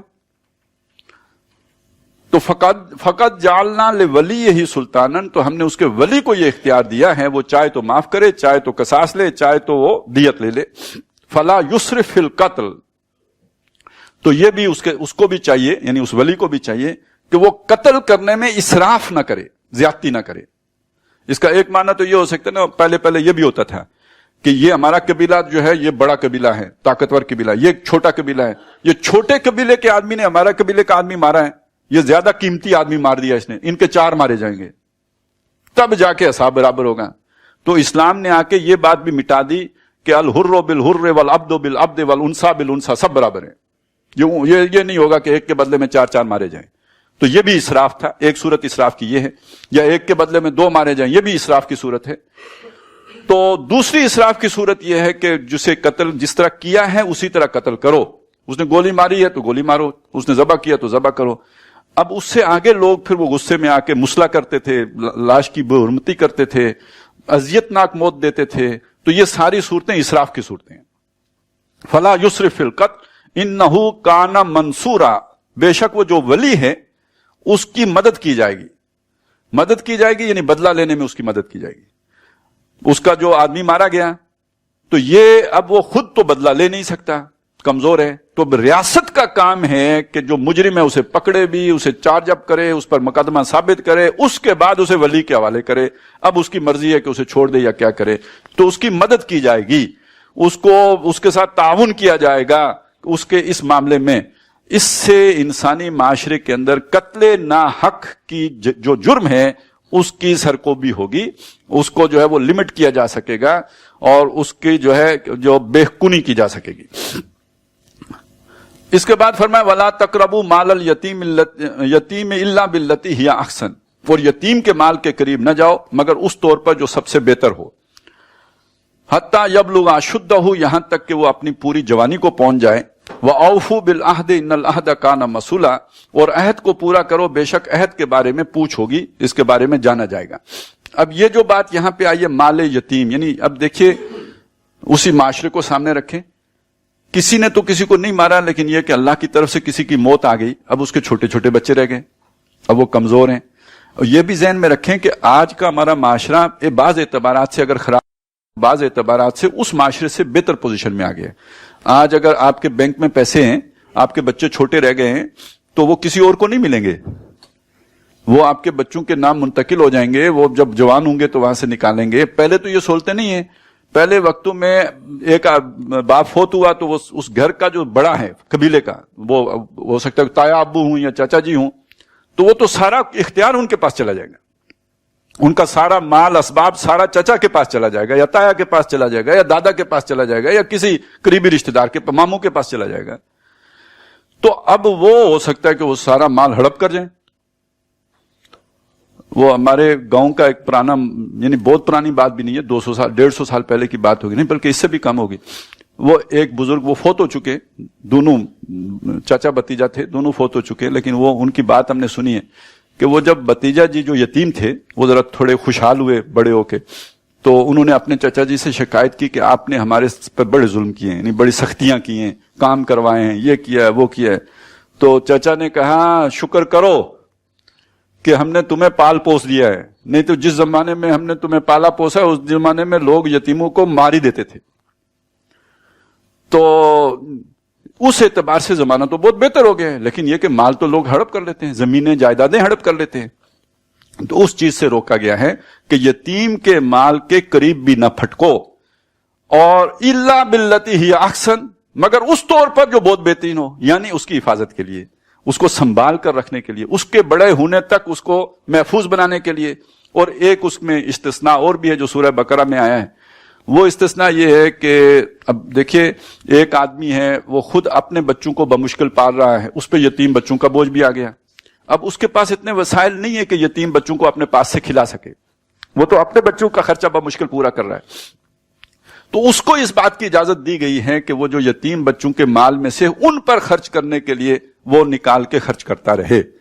اب اس میں ایک پرابلم آ گئی کہ ان کے لیے علیحدہ ہانڈی پکائے گا، اپنے بچوں کے لیے علیحدہ ہانڈی پکائے گا، تو یہ بھی ایک کام دوہرا ہو گیا، ڈبل ہو گیا، تو اللہ نے یہ بھی اجازت دے دی کہ ایک ہی ہانڈی، ایک اندازہ ہوگا بھئی اتنا مال ان کا، اتنا وہ کھائیں گے، تو اس میں، تو اس پہ اللہ نے فرمایا واللہ یعلم المفسد من المصلح، اللہ جانتا ہے جو فسادی ہے اس کو، اس میں سے کہ جو اصلاح پسند لوگ ہیں، تو اگر کوئی فساد کرنا یعنی اس میں ڈنڈی مارنا چاہے گا تو وہ تو علیحدہ ہنڈی پکا کے بھی تو کچھ نہ کچھ بوٹی، وہ جو ہوتا ہے نا کہ شوربا تو بوٹی کچھ نہ کچھ کر لے گا، مچھلی ہی پکڑنی ہے نا ہفتے کے دن تو کسی طرح پکڑ لے گا، لیکن یہ کہ اگر کوئی اصلاح پسند ہوگا تو وہ پوری احتیاط کر کے مکس ہنڈی بھی پکائے گا تو یتیم کے حقوق کا خیال رکھے گا۔ تو یہ احسن کا مطلب یہ کہ اس مال کے قریب جاتے ہو تو احسن طور پر جاؤ، یعنی یہ کہ انہی پر خرچ کرنے کے لیے ہاتھ تو لگانا پڑے گا اس کو، یا یہ کہ اس کو اچھی طرح سے سنبھال کر رکھنے کے لیے، حتی یبلغ اشدہ، اور یہ اس کی حفاظت کرتے رہو اس وقت تک کہ وہ اپنی شدت کو پہنچ جائے، اپنی جوانی کو پہنچ جائے۔ اور سورہ نساء کے الفاظ کے مطابق جو اس کے بعد نازل ہوئی ہے، وہ رشد کی عمر کو پہنچ جائے، ان کے مال انہیں لوٹا دو کہ جب وہ رشد کو یعنی سمجھدار ہو جائیں تو ان کے مال انہیں لوٹا دو، جب تک وہ مال اپنے پاس سنبھال کے رکھو۔ اگلی بات فرمائی وہ اوفو بالعہد، اور عہد کو پورا کرو۔ عہد جو ہے، جو معاہدہ، کانٹریکٹ، تو ایک عہد ہوتا ہے کہ جو ہم باقاعدہ سائن کرتے ہیں، باقاعدہ ایگریمنٹ ہوتا ہے، ایک عہد وہ ہوتا ہے۔ ایک عہد وہ ہے کہ جو باقاعدہ سائن تو نہ بھی ہو لیکن یہ کہ ایک سوشل کانٹریکٹ ہے جس میں ہم بندھے ہوئے ہوتے ہیں۔ یہ بڑا عہد ہے کہ ہم پاکستانی ہیں، پاکستان کی سٹیزن شپ ہمارے پاس ہے، تو جو پاکستان کا آئین ہے یعنی ہم اس کے یعنی وفاداری کو اختیار کیے ہوئے، یہ ایک ہمارا عہد ہے۔ سٹیزن شپ لینے کا مطلب یہ ہوتا ہے۔ اسی طرح ایک بندہ جا کے کینیڈا کی سٹیزن شپ لیتا ہے تو وہ تو باقاعدہ ملکہ برطانیہ کی وفاداری کا عہد کرتا ہے، وہ اشہد ان لا الہ الا اللہ واشہد ان محمدا عبدہ ورسولہ کی جگہ پہ کہ میں ملکہ کا وفادار رہوں گا۔ تو یہ جو آپ کے بڑے نیک نام لوگ جو جا کے کینیڈا میں بیٹھے ہوئے، میں نے چاہ کہ آپ کو یہ بتا دوں، سوشل کانٹریکٹ کے بغیر کچھ بھی نہیں ہوتا، آپ کو وہاں کا وہ عہد نامہ باقاعدہ فل کرنا، تب آپ کو وہاں کا کی رہائشی سرٹیفکیٹ ملتا ہے۔ تو جہاں بھی آپ جا کے رہیں گے تو یہ تو کانٹریکٹ آپ کو کرنا پڑے گا۔ اچھا، ملکوں کے درمیان عہد ہوتے ہیں، ہمارا انڈیا کا شملہ معاہدہ ہے، لڑیں گے نہیں، ہمارا معاہدہ ہو گیا امن کا، صلح ہو گئی، جیسے حضور کی مشرکین کے ساتھ ہوئی تھی تو ہماری پڑوس کے مشرکوں کے ساتھ صلح ہو گئی۔ اسی طرح سمجھ لیجئے کہ چھوٹے چھوٹے مسئلے ہیں، میاں بیوی کا بھی ایک کانٹریکٹ ہے، نکاح نامہ، اور اس کے اندر یہ بات شامل ہے مرد جو ہے نان نفقہ دے گا، عورت جو ہے وہ گھر گرہستی کی جو ہے وہ ساری اسے اوبے کرے گی، اس کی بات مانے گی۔ یہ کانٹریکٹس ہیں۔ جس معاشرے میں عہد کا جو ہے وہ روایت ختم ہو جائے یا یہ قدر ختم ہو جائے، اس معاشرہ ایک سڑے ہوئے جو ہے وہ سنڈاس کی صورت اختیار کر لیتا ہے۔ وہاں پھر کوئی شے سیدھی نہیں رہتی، جیسے ہمارے ساتھ ہو رہا ہے نا، یعنی ہمارے افلاس کا سب سے بڑا سبب یہ ہے کہ یار یہاں پہ گورنمنٹ کے محکمے باقاعدہ گورنمنٹ کے محکمے وہ شہریوں کے ساتھ اپنا جو ہے معاہدہ پورا نہیں کرتے، بلکہ یہ جو آگے آتا ہے چوری، وہ کم ناپنا کم تولنا، تو یہ تو اس میں میرا خیال ہے دنیا کے سارے تاجر ایک طرف، ہمارا اکیلا وابڈا ایک طرف، جس کے وقتوں کے حساب سے باٹ مختلف ہیں۔ آپ 5 بجے سے 7 بجے تک تولو گے تو اس وزن پہ تلے گا، اور 7 بجے سے 9 بجے تک تولو گے تو اس وزن پہ تلے گا۔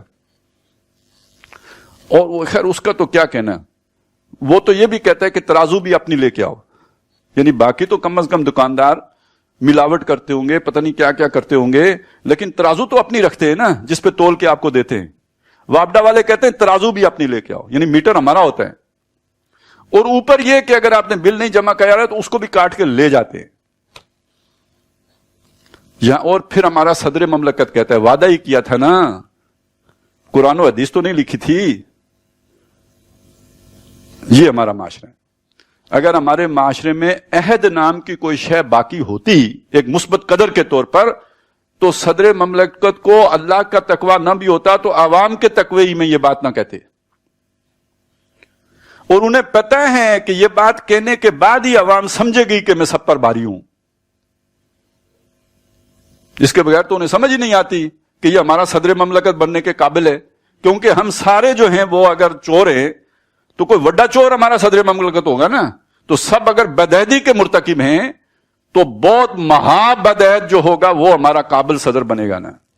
قابلیت کا معیار پھر یہ ہوگا. اس لیے پھر اسے وہ کہنا پڑے گا کہ وعدہ ہی کیا تھا نا. تو وعدے تو توڑ دینے کے لیے ہی ہوتے ہیں. یہ تو ٹیکٹ ہوتا ہے نا. یہ ایک وقتی جو ہے چال ہوتی ہے جو میں نے چلی تھی. اللہ اللہ خیر سلام. تو یہ عہد وہ شے ہیں جسے نبی صلی اللہ علیہ وسلم نے فرمایا. یہاں تو یہ کہا کہ عہد کے بارے میں سوال ہوگا. ان العہد کان مسئولا، پوچھ گچھ ہوگی اس کے بارے میں. جو آپ پر ذمہ داری اس عہد کے نتیجے میں عائد ہوئی تھی اسے پورا کتنا کیا. جو اعلیٰ اخلاق محمد الرسول اللہ کے تھے صلی اللہ علیہ وسلم، اس کا مظہر یہ ہے کہ آپ نے اگر کسی سے کہہ دیا کہ میں فلانی جگہ آپ کا انتظار کروں گا، وہ بندہ 3 دن نہیں آیا، آپ اس کا انتظار کرتے رہے. یہ عہد کی پاسداری ہے. یہ ہے جو انسانیت کا معیار. یہاں پر بدعہد آدمی، بد دیانت آدمی، کرپٹ آدمی صرف منہ کا اچھا ہوگا، بات جو ہے نا وہ لجاجت سے کرے گا اور شرافت اس کے چہرے پہ ٹپک رہی ہوگی، مسکراہٹ ہر وقت بکھری ہوئی ہوگی. ہم سمجھیں گے بڑا با اخلاق آدمی ہے. زبان میں شیرینی ہوگی. یہ سارے شیطانی اوصاف بھی ہیں. ان سارے اوصاف حمیدہ کے ساتھ مسلح ہو کر آدم علیہ السلام کے پاس شیطان آیا تھا. مسکراہٹ بھی تھی، چہرے پہ نور بھی تھا، اور یہ کہ بات کے اندر لجاجت بھی تھی، ہمدردی اور خیر خواہی بھی ٹپک رہی تھی. اور اس نے کہا تھا کہ آپ دانا کھا لیجئے. اصل انسان کا اخلاق، وہ جو کہہ رہے ہیں جس کے اخلاق اچھے ہیں، وہ کیا ہے؟ اس میں دیانت ہو، اس میں امانت ہو، اس میں عہد کی پاسداری ہو. حضور صلی اللہ علیہ وسلم کم ہی خطبہ ایسا دیا ہے جس میں آپ نے اس بات کا ذکر نہ کیا ہو کہ لمن لا امانت لہ لمن لا ایمان لہ لمن لا امانت لہ. اس کا کوئی ایمان نہیں جس کے اندر امانت نہیں. ولا دین لہ لمن لا عہد لہ. اور اس کا کوئی دین نہیں جس کے اندر عہد نہیں. یہ اخلاق ہے جو محمد رسول اللہ نے سکھایا. اس کی پرواہ نہیں. اس معیار پہ بد اخلاق، شیطان سے بھی بڑے بد اخلاق، اور وہ جو منہ کی چاپلوسی ہے اس کی بنیاد پہ با اخلاق، تو وہ تو دجل ہے، تو فریب ہے، وہ تو دھوکہ ہے، وہ تو فراڈ ہے. اور حق ویسے کڑوا ہوتا ہے، باطل میٹھا ہوتا ہے. اس کو شوگر کوٹ کیا جاتا ہے، اسے مزین کیا جاتا ہے. زین للذین کفروا الحیات الدنیا. اور سوء عمل ہی، اعمال کی برائی مزین کی جاتی ہے، شوگر کوٹ کی جاتی ہے. تو ہر وہ شخص جو دھوکے باز ہوتا ہے، ہر وہ شخص جو بدعہد ہوتا ہے، وہ زبان کے اعتبار سے بہت میٹھا ہوتا ہے. ہمارا جو محاورہ ہے، فلانا آدمی بڑا کھرا برا ہے. سوچا آپ نے؟ جو بندہ کھرا ہوگا وہ آپ کو برا کیوں لگے گا؟ کڑوی بات کر دیتے ہیں، وہ کھرا ہے نا. تو وہ بد اخلاقی یہ نہیں ہے کہ آپ کی بات میں کڑواہٹ ہے. بد اخلاقی یہ ہے کہ آپ بدعہد ہیں. بد اخلاقی یہ ہے کہ آپ میں امانت نہیں ہے، آپ بددیانت ہیں. بد اخلاقی یہ ہے کہ آپ کرپٹ ہیں، حرام خور ہیں. یہ بد اخلاقی ہے سب سے بڑی. اور یہ جو بات کہی گئی جس میں عہد نہیں، اس کا دین نہیں. تو سوچئے، یہ جو ہمارا سارا دین ہے یہ ایک عہد ہی پر تو کھڑا ہے. ایاک نعبد و ایاک نستعین، نخلع و نترک من یفجرک. تو جو انسانوں سے چھوٹے چھوٹے عہد نہ پورے کر سکے، وہ اللہ سے اتنا بڑا عہد کیسے پورا کرے گا؟ اور عہد سننا چاہتے ہیں؟ ان اللہ اشتری من المؤمنین انفسهم واموالهم بان لهم الجنہ. اللہ نے ان سے، اہل ایمان سے، مال اور جان خرید لیے ہیں، بدلے میں ان کے لیے جنت ہے. یعنی یہ سودا ہو گیا اللہ سے، ایگریمنٹ. ہمیں جنت چاہیے تو ہم نے مال اور جان اللہ کو بیچ دیے، اللہ نے جنت ہمارے ہاتھ بیچ دی. اب اس چیز کو اللہ نے کہا سچے لوگ کون ہیں. ہم نے سچے کا مطلب کیا لے لیا؟ اب وہ بھی ایک مسئلہ ہے. ہم نے صرف سچ بولنے کو سچا سمجھ لیا. وہ بھی بڑی بات ہے, ہم تو سچ بولتے بھی نہیں, جھوٹ بولتے. لیکن یہ کہ اصل میں قرآن مجید سچا کس کو کہتا ہے؟ جس کا پورا کردار سچا ہے, جس نے اللہ رسول سے وعدہ کیا کہ وفا کروں گا, وفادار رہوں گا, مشکلات آئیں, تکالیف آئیں, مصائب آئیں, ڈٹا رہوں گا, جمع رہوں گا. ان الذین قالوا ربنا اللہ ثم استقاموا, پھر اس کو پورا کر کے دکھایا. رجال صدقوا ما عاہدوا اللہ علیہ, وہ مرد جنہوں نے سچ کر دکھایا وہ عہد جو انہوں نے اللہ سے کیا تھا. یہ سورہ احزاب کے موقع پہ آیا ہے, غزوہ احزاب کے موقع, سورہ احزاب میں غزوہ احزاب کے موقع پر یہ آیت اتری ہے کہ جو لوگ ان حالات کو بھی دیکھ کر کہ جب دل آ کے جو ہے وہ گلے میں اچھل رہے تھے, اس موقع پر بھی جو ثابت قدم رہے اور حضور کے ساتھ ڈٹے رہے, جمے رہے. رجال صدقوا ما عاہدوا اللہ علیہ فمنہم من قضا نحبہ ومنہم من ینتظر, ان میں وہ بھی ہیں جو اپنی مراد پوری کر چکے, جان آفرین کے سپرد کر چکے, شہید ہو چکے. جو باقی ہے وہ منتظر ہیں کب میری باری لگتی ہے, میں بھی اپنی گردن کٹے. سورہ بقرہ آیت نمبر 177 میں بتایا جو اللہ پر ایمان لائے, نبیوں پہ لائے, فرشتوں پہ لائے, پھر جنہوں نے مال اللہ کی راہ میں خرچ کیے, یتیموں میں, مسکینوں میں, محتاجوں میں, جنہوں نے عہد پورا کیا, اور جنہوں نے تکلیف میں, مشکل میں, شدائد میں صبر کیا, اولئک الذین صدقوا, یہ سچے ہیں. سورہ حشر میں فرمایا من المہاجرین الذین اخرجوا من دیارہم واموالہم یبتغون فضلا من اللہ ورضوانا وینصرون اللہ ورسولہ اولئک هم الصادقون. جب اللہ رسول سے وعدہ کر لیا, اس کے بعد انہیں ان کے گھروں سے نکال دیا گیا, ان کے کاروباروں سے بے دخل کر دیا گیا, آج کے یہ نوکریوں سے نکال دیا گیا, یہ سب انہوں نے برداشت کیا. یبتغون فضلا, اللہ کا فضل تلاش کرتے ہوئے, ورضوانا, اس کی رضوان کی تلاش میں, وینصرون اللہ ورسولہ, اللہ اور اس کے رسول کی مدد کرنے کے لیے یہ ساری قربانیاں انہوں نے دی. اولئک هم الصادقون, یہ سچے.